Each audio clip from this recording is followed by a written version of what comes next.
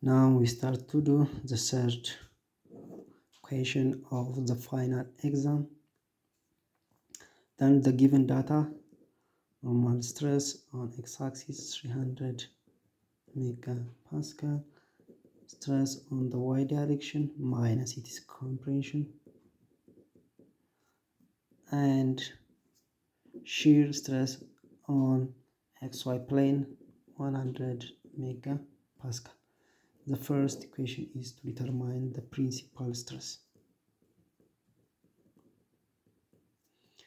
Principal stress 1, we have general formula: stress x plus stress y divided by 2 plus or minus square root x minus y over 2 the whole square plus shear xy square. Then put ማድረግ ነው 300 minus 200 100 divided by 2 you get 50 plus or minus, then put here values and square roots. This value get 269.26, then square root megapascal. Then stress 1 means add those two values, then you get 319.26 megapascal. Then the minimum stress means the minus sign, put the minus sign, then you get minus 219.26 megapascal. Second question is maximum shear stress. Maximum shear stress. Shear max is equals to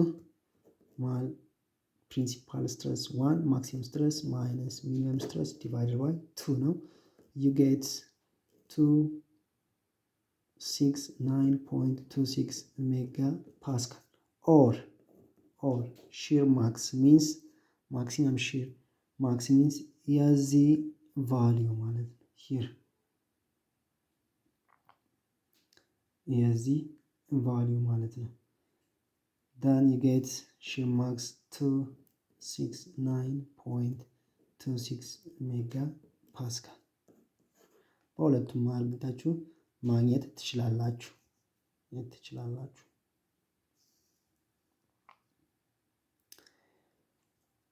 Then C, question C, corresponding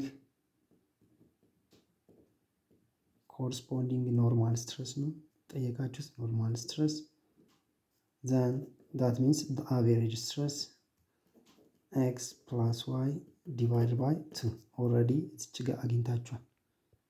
ሎጂካሊ ያገኛችሁት መልስ ምንድነው? 50 megapascal። D, principal plane በምን ያህል አንግል ኢንክላይንድ አድርጓል? tan 2 times of principal angle is equals to 2 times shear xy x minus stress on the y. You get 0.44. tan inverse of 0.4, that means 2 times of the principal angle. Then the principal angle 1, you get 10.9 degree.